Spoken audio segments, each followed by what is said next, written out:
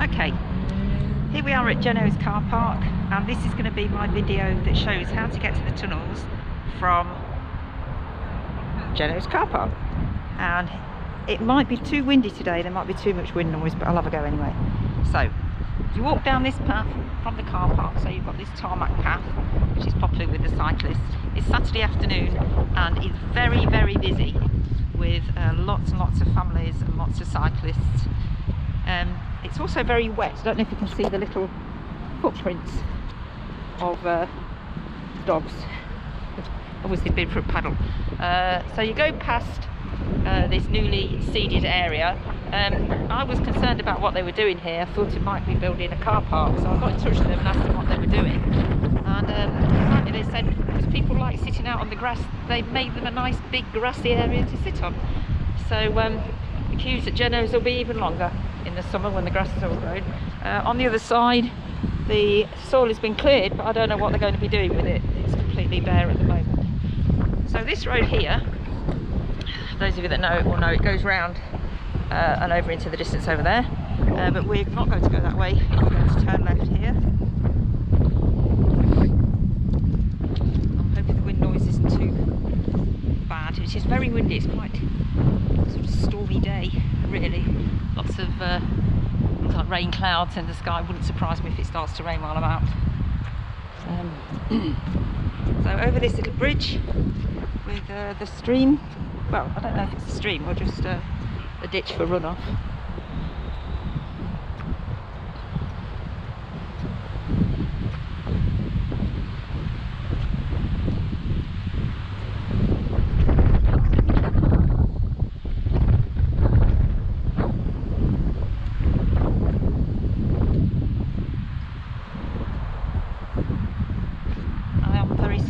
About doing a commentary when there's people around. We've just gone down the little slope there into these lower fields here. These are the main part of, or a major part, shall we say, of the floodplain. And these fields are very wet and these fill up with water when it rains a lot. So we've got a little stand of willow just in the middle there. And this looks like it's just grass, but it's not just grass. There's lots of other plants in there. Some reeds, sedges and so on, which do like the water. Some on this side.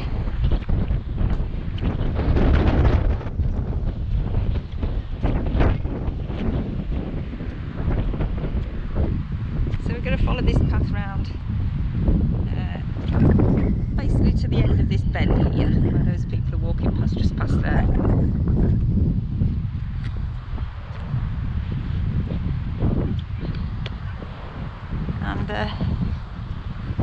This caught my eye yesterday. I don't know if you can see that just there. It's a fairy ring. So some of you will be familiar with fairy rings and know what they are.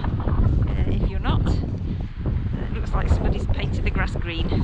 And what it is, it's a circle of mushrooms. And there's a mushroom. And if we go, we're going to go all the way around. And there's another one, and there's another one.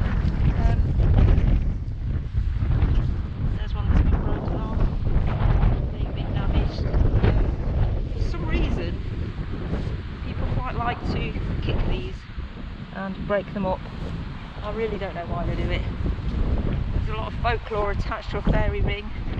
It's supposed to be caused by fairies dancing in a ring, and if a human dances in the ring, then the fairies don't like that and they do nasty things to you. What actually happens, it would have started with one spore landing in the middle of the fairy ring, starting to grow into a toadstool or mushroom or whatever it is. And as the spores grow underneath that toadstool, as it sheds its spores, they all grow into toadstools, and so the ring gets bigger and bigger as each year the toadstools spread their spores.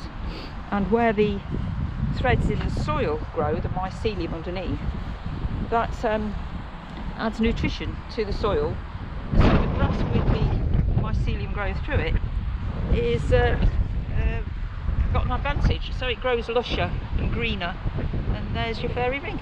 And this is probably one of the most complete fairy rings I've ever seen.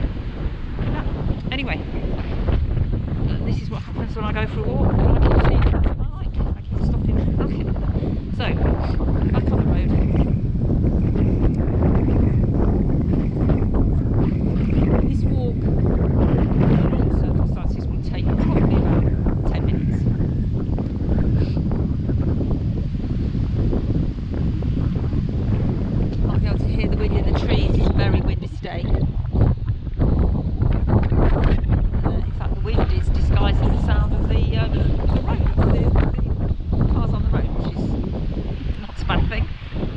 the wind noise over the microphone of this camera might be too much.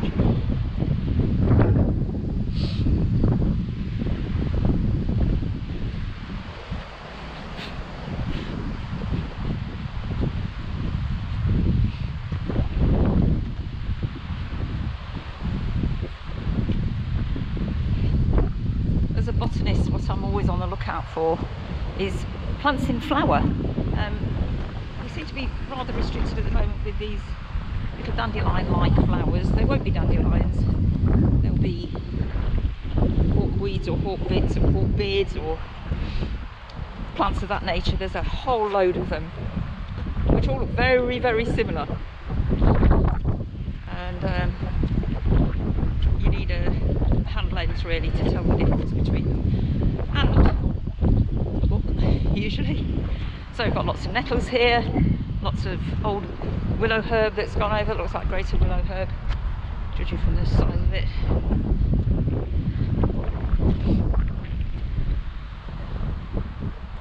Some dock flowers there.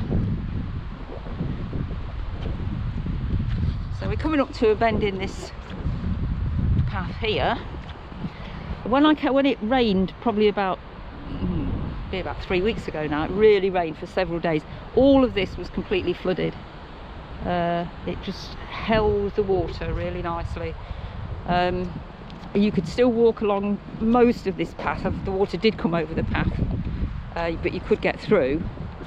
The areas by the little bridges and in between the fields, where you can walk through between the fields, all filled up with water, and you couldn't have got through without wellies on. You couldn't have done this walk without wellies on. This has dried out a bit since yesterday.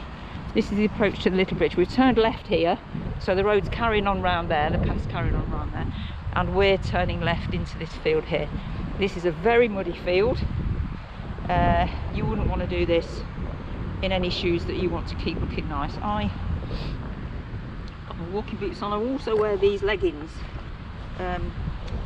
just to protect my jeans, stop me having to wear wet jeans or wear an extra pair of trousers over the top. So we're coming into this field here. Well, this field here is another wet field. Got lots of teasels growing here. Don't know if you can see those, they're really nice. Very, very muddy again, so do be careful. Don't want people slipping following this road.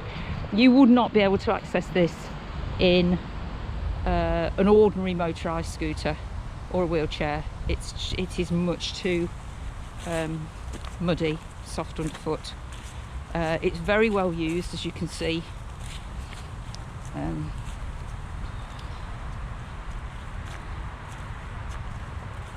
That's an old patch of meadowsweet. There's a lot of meadowsweet in this in Everards Meadows, and this grass here, this here is tufted. Oh, I can't remember. I can remember the Latin name of it is Deschampsia cespitosa. Tufted hairgrass, that's what it's called. Sorry, I've just remembered. Tufted hairgrass, and there's a lot of it in this field. It's the predominant grass. It's really tufty, and one of the ways to tell it is if you feel the edges of these leaves, they're like little razors, they're like little sawtooths. Very distinctive. So anyway, sorry, I do keep doing that, I'm sorry. Leaves starting to change colour, those lovely golden colours there. Really, really lovely. Lots of that around at the moment. So off of that.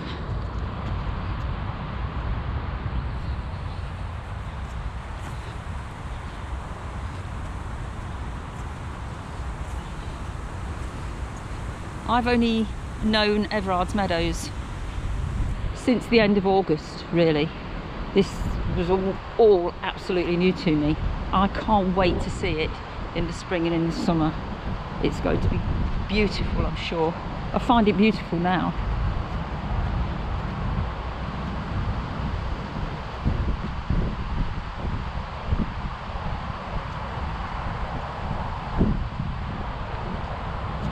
The ground is very uneven, so do be careful. Right, now as we approach this little bridge here, we're going to turn into the next field. These bridges are often start and finish with lots of these big stones that are put there.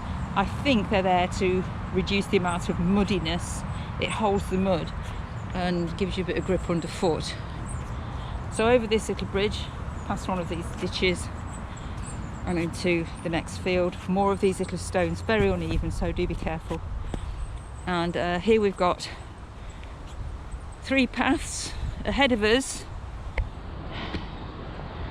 We've got the path that follows the river round. The river's right in front of us here, in front of this vegetation. And on the other side of the river is Half Moon Field, or Crescent Field, call it whatever you want.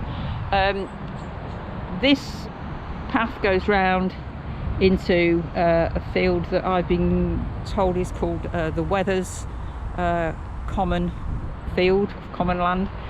And the path to the right here is the one we're going to follow and will take us into the next field. Now, something I've noticed as I've been going around Everards Meadows is a little feature to my left here, which we're going to go and have a little look at, because I have no idea what it is. And I'm hoping that if people see this, they'll be able to tell me. And it's this little blue thing here. I thought it might be a vent or something underneath, but there are no holes anywhere, no ventilation holes. There doesn't look to be any access into it. I don't know if it lifts up. Oh, it lifts. Oh, there's something there. So I have no idea what that is. I'm going to put the lid back. There's some sort of fit in there that seems to have broken. So if anybody knows what that is, I'd be interested to know. Anyway, I'll just leave that alone. It's the first time I've actually touched it. So off we go. Back onto the path. Here's the path. So we're following the path. We've come through there, following the path this way, and it will take us up to yet another path. These are very worn paths, well-worn paths. These lots of people love these fields and use them a lot. So we're following this path round to the left, and here we've got a gap in that hedge there and that hedge there. So through we go. There's no bridge. This was completely impassable during the rainy period a few weeks ago. I couldn't get through because I didn't have my wellies on. So right in front of us, in there, is the entrance to the tunnel. So if you were just walking along, you just wouldn't notice it, and if you looked away at the wrong moment, you'd miss it. And what we've got on the left here, you can see all this vegetation here. Exactly on the other side of those trees are the other 2 tunnels, which are completely hidden on this side, and they're almost completely hidden on the other side as well. So here we go. Again, very, very muddy.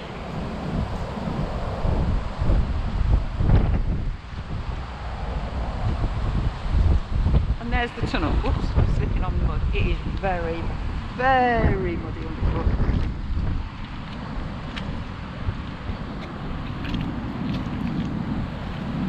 Do be careful. Because if you slip on that, you're going to get really messy. And there it is, with the jellyfish at the bottom. Okay, so I did say that I would do one of these videos showing you how to get from Jenno's to the tunnels, and there they are. Okay, bye for now.